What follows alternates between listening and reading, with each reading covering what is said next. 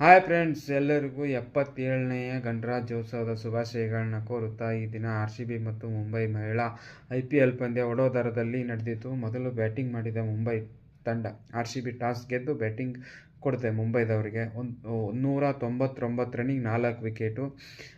ಮಹಿಳಾ WPL ಇತಿಹಾಸದಲ್ಲಿ ಮೊದಲನೇ ಬಾರಿಗೆ ಸ್ಟೀವರ್ ಬ್ರಂಟ್ ಅವರು 100 ರನ್ ನಾಟ್ಔಟು, 16 ಫೋರು, 57 ಬಾಲಲ್ಲಿ. ಇದುವರೆಗೂ 10 ಪ್ಲೇಯರು 90+ ಹೊಡೆದಿರ್ತಾರೆ. ಯಾರಿಗೂ ಕೂಡ 100 ಹೊಡೆಯೋಕ್ಕೆ ಸಾಧ್ಯ ಆಗಿರಲಿಲ್ಲ. ಇದೇ 2 ಮ್ಯಾಚ್ ಬಿಫೋರು ನಮ್ಮ ಸ್ಮೃತಿ ಮಂದನಾ ಅವರೇ ಶತಕ ವಂಚಿತಾಗಿ 96ಕ್ಕೆ ಔಟ್ ಆಗಿರ್ತಾರೆ ಅಂತ ಈ ಸಂದರ್ಭದಲ್ಲಿ ನೆನಪಿಸ್ತೀನಿ. ಅದು ಬಿಟ್ಟರೆ ಮ್ಯಾಥ್ಯೂಸ್ ಅವರು ಮುಂಬೈ ಪರವಾಗಿ ಬ್ಯಾಟಿಂಗಲ್ಲಿ 56 ರನ್ ಹೊಡೆದು, ಬಾಲಿಂಗಲ್ಲಿ 2 over 10 run 3 wicket all round performance ತೋರಿಸಿರ್ತಾರೆ ಅಂತ ಹೇಳಬೇಕಾಗುತ್ತೆ. ನಾಯಕಿ ಹರ್ಮನ್ಪ್ರೀತ್ ಕೌರ್ ಅವರು 20 ರನ್ ಔಟ್ ಹೊಡಿತಾರೆ. ಇಂಥ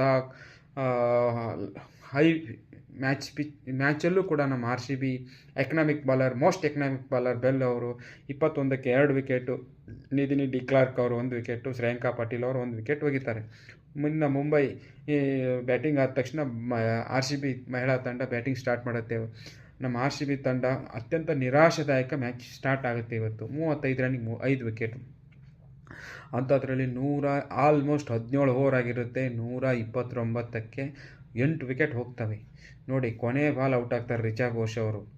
ಬಂಡೆಗಲ್ಲಂತೆ ನಿಂತು RCB ತಂಡಕ್ಕೆ ಒಂದು ಸೋಲು ಕೂಡ ಒಂದು ಗೌರವಯುತ ಸೋಲನ್ನು ತಂದು ಕೊಡ್ತಾರೆ ಅಂತ ಹೇಳಬೇಕಾಗತ್ತೆ. ಕಳೆದ ಪಂದ್ಯ DC ಅವ್ರ ಜೊತೆ ಹೀನಾಯ ಸೋಲಿಲ್ಲ, ಹೋರಾಟ ಮಾಡಿ ಕೆಚ್ಚದೆ ಹೋರಾಟ ಮಾಡ್ತಾರೆ. ರಿಚಾ ಘೋಷ್ ಅವರು 10 4 ಹೊಡೆದು 6 6 ಹೊಡೆದು 50 ಬಾಲಲ್ಲಿ 90 ರನ್ ಲಾಸ್ಟ್ ಬಾಲ್ ಔಟ್ ಆಗ್ತಾರೆ.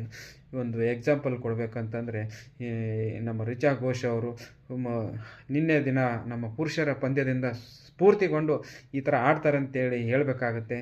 ಅದು ಬಿಟ್ಟರೆ ನಿನ್ನೆ ಒಂದು ವಿಚಾರ, ನಮ್ಮ ಅಭಿಷೇಕ್ ಶರ್ಮಾ ಅವರು 20 ಬಾಲಲ್ಲಿ 68 ರನ್ ಔಟ್ ಉಳಿತಾರೆ. 340+ ಸ್ಟ್ರೈಕ್ ರೇಟಲ್ಲಿ ಆಡಿರ್ತಾರೆ. ಒಂದು ಡಾಟ್ ಮಾಡಿಲ್ಲ ಅನ್ನೋದು ವಿಶೇಷ. ನಿನ್ನೆ ಇಷ್ಟೇ ಹೇಳ್ತಾ ಎಲ್ಲರಿಗೂ ಒಳ್ಳೆಯದಾಗಲಿ.